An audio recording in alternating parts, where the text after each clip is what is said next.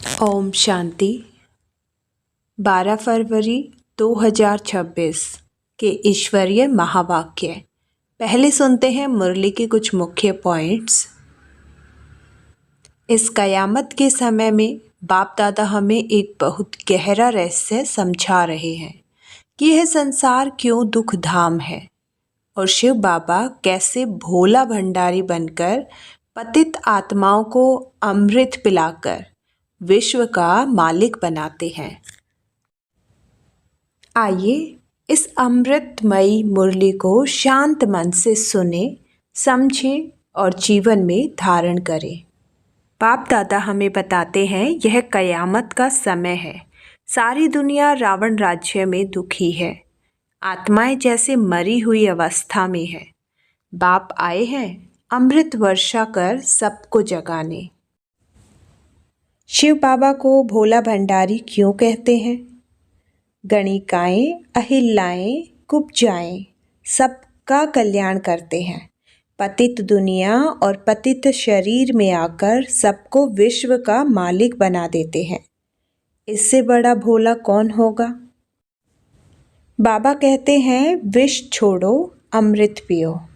विकार मतलब विष, विष मतलब काम, क्रोध, लोभ आदि। ज्ञान और याद मतलब अमृत। एक अंतिम जन्म के लिए पवित्र बनने का बाप का फरमान। तो आज बाबा यहाँ पर हमें बताते हैं आत्मा का रहस्य। आत्मा निराकार है पर नाम और रूप है। 84 जन्मों का पूरा रिकॉर्ड आत्मा में भरा है। आत्मा ही शरीर द्वारा पार्ट बजाती है। तो चलिए अब सुनते हैं मुरली को विस्तार से। 12 फरवरी 2026। मीठे बच्चे, यह कयामत का समय है।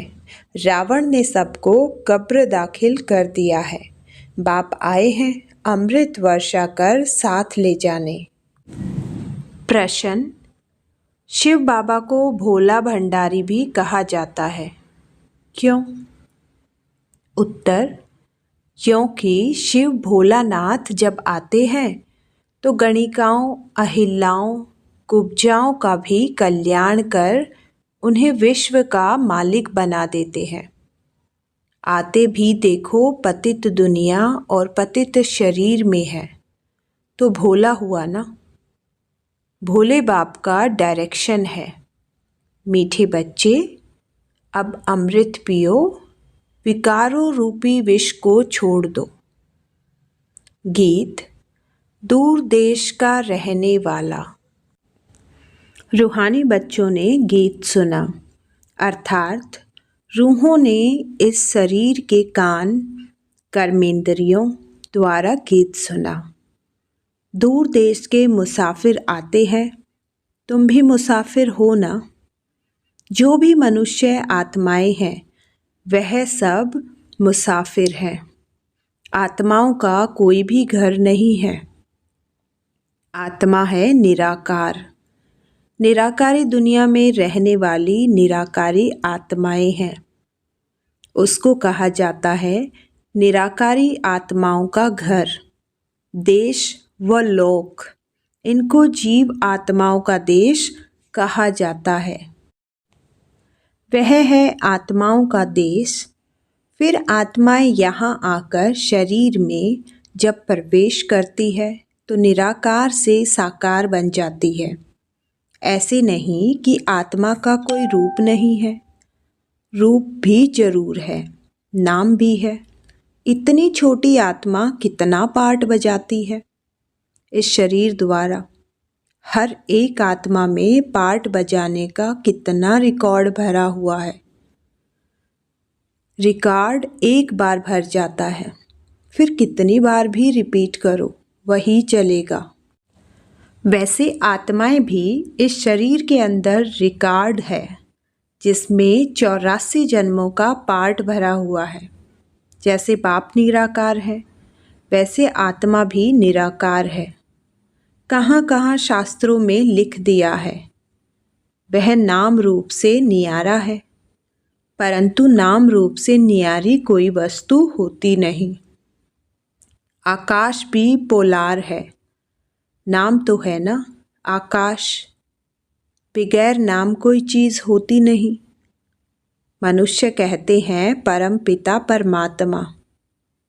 अब दूर देश में तो सब आत्माएं रहती हैं। यह साकार देश है। इसमें भी दो का राज्य चलता है, राम राज्य और रावण राज्य। आधा कल्प है राम राज्य, आधा कल्प है रावण राज्य। बाप कभी बच्चों के लिए दुख का राज्य थोड़े ही बनाएंगे। कहते हैं ईश्वर ही दुख सुख देते हैं। बाप समझाते हैं मैं कभी बच्चों को दुख नहीं देता हूँ। मेरा नाम ही है दुख हरता सुख करता। यह मनुष्यों की भूल है। ईश्वर कभी दुख नहीं देते। इस समय है ही दुख धाम। आधा कल्प रावण राज्य में दुख ही दुख मिलता है। सुख की रति नहीं। सुख धाम में फिर दुख होता ही नहीं। बाप स्वर्ग की रचना रचते हैं। अभी तुम हो संगम पर। इनको नई दुनिया तो कोई भी नहीं कहेंगे। नई दुनिया का नाम ही है सतयुग। वही फिर पुरानी होती है तो उनको कलयुग कहा जाता है। नई चीज़ अच्छी और पुरानी चीज़ खराब दिखाई देती है तो पुरानी चीज़ को खल्लास किया जाता है। मनुष्य विष को ही सुख समझते हैं। गाया भी जाता है अमृत छोड़ विष काहे को खाए। फिर कहते तेरे भाने सर्व का भला। आप जो आकर करेंगे उससे भला ही होगा, नहीं तो रावण राज्य में मनुष्य बुरा काम ही करेंगे। यह तो अब बच्चों का पता पड़ता है कि गुरु नानक को 500 वर्ष हुए फिर कब आएंगे। तो कहेंगे उनकी आत्मा तो ज्योति ज्योत समा गई। आएंगे फिर कैसे। तुम कहेंगे आज से 4500 वर्ष बाद फिर गुरु नानक आएंगे। तुम्हारी बुद्धि में सारे वर्ल्ड की हिस्ट्री ज्योग्राफी चक्र लगाती रहती है। इस समय सब तमो प्रधान है। इनको कयामत का समय कहा जाता है। सभी मनुष्य जैसे कि मरे पड़े हैं। सबकी ज्योति उझाई हुई है। बाप आते हैं सबको जगाने। बच्चे जो काम चिता पर बैठ भस्म हो गए हैं उन्हों को अमृत वर्षा से जगाए साथ ले जाएंगे। माया रावण ने काम चिता पर बिठाए कब्र दाखिल कर दिया है। सभी सो गए हैं। अब बाप ज्ञान अमृत पिलाते हैं। अब ज्ञान अमृत कहाँ और वह पानी कहाँ। सिख लोगों का बड़ा दिन होता है तो बड़े धूमधाम से तालाब को साफ करते हैं, मिट्टी निकालते हैं। इसलिए नाम ही रखा है अमृतसर, अमृत का तालाब। गुरु नानक ने भी बाप की महिमा की है। खुद कहते एको ओंकार सत्य नाम, वह सदैव सच बोलने वाला है। सत्य नारायण की कथा है ना। मनुष्य भक्ति मार्ग में कितनी कथाएं सुनते आए हैं। अमर कथा, तीजरी की कथा। कहते हैं शंकर ने पार्वती को कथा सुनाई। वह तो सूक्ष्म वतन में रहने वाले, वहाँ फिर कथा कौन सी सुनाई। यह सब बातें बाप बैठ समझाते हैं कि वास्तव में तुमको अम्र कथा सुनाए अम्र लोक में ले जाने में आया हूँ। मृत्यु लोक से अमर लोक में ले जाता हूँ। बाकी सूक्ष्म वतन में पार्वती ने क्या दोष किया जो उनको अम्र कथा सुनाएंगे। शास्त्रों में तो अनेक कथाएं लिख दी हैं। सत्यनारायण की सच्ची कथा तो है नहीं। तुमने कितनी सत्यनारायण की कथाएं सुनी होंगी। फिर सत्यनारायण कोई बनते हैं क्या, और ही गिरते जाते हैं। अभी तुम समझते हो हम नर से नारायण, नारी से लक्ष्मी बनते हैं।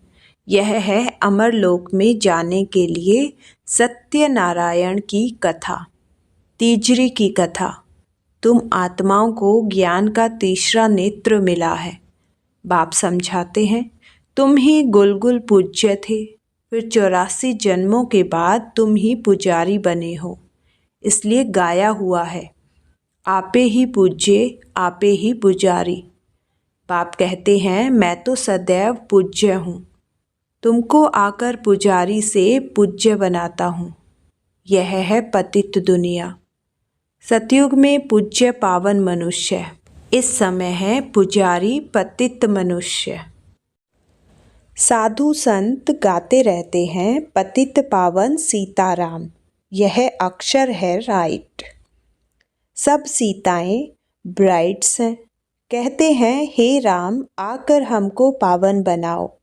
सब भक्तियाँ पुकारती है, आत्मा पुकारती है, हे राम। गांधी जी भी गीता सुनाकर पूरी करते थे तो कहते थे, हे पतित पावन सीताराम। अभी तुम जानते हो गीता कोई श्री कृष्ण ने नहीं सुनाई है। बाबा कहते हैं, ओपिनियन लेते रहो कि ईश्वर सर्वव्यापी नहीं है। गीता का भगवान शिव है, न कि श्री कृष्ण। पहले तो पूछो, गीता का भगवान किसको कहा जाता है? भगवान निराकार को कहेंगे व साकार को। श्री कृष्ण तो है साकार, शिव है निराकार। वह सिर्फ इस तन का लोन लेते हैं, बाकी माता के गर्भ में जन्म नहीं लेते हैं। शिव को शरीर है नहीं। यहाँ इस मनुष्य लोक में स्थूल शरीर है। बाप आकर सच्ची सत्यनारायण की कथा सुनाते हैं। पाप की महिमा है पतित पावन, सर्व का सद्गति दाता, सर्व का लिबरेटर, दुख हरता सुख करता। अच्छा, सुख कहाँ होता है? यहाँ नहीं हो सकता। सुख मिलेगा दूसरे जन्म में, जब पुरानी दुनिया खत्म हो और स्वर्ग की स्थापना हो जाएगी। अच्छा, लिबरेट किससे करते हैं? रावण के दुख से। यह तो सुखधाम है ना। अच्छा, फिर गाइड भी बनते हैं।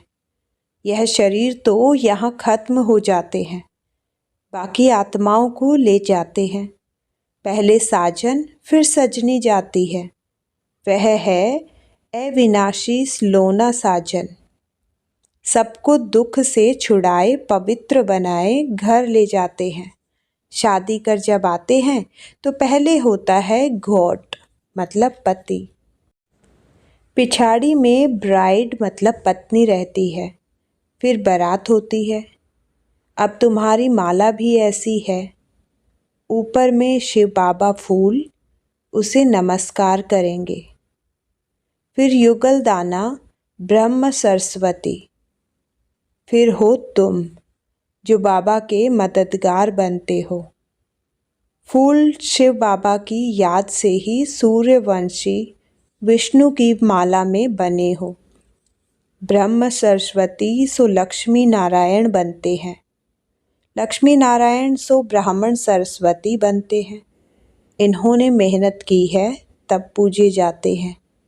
कोई को पता नहीं है माला क्या चीज़ है। ऐसे ही माला फेरते रहते हैं।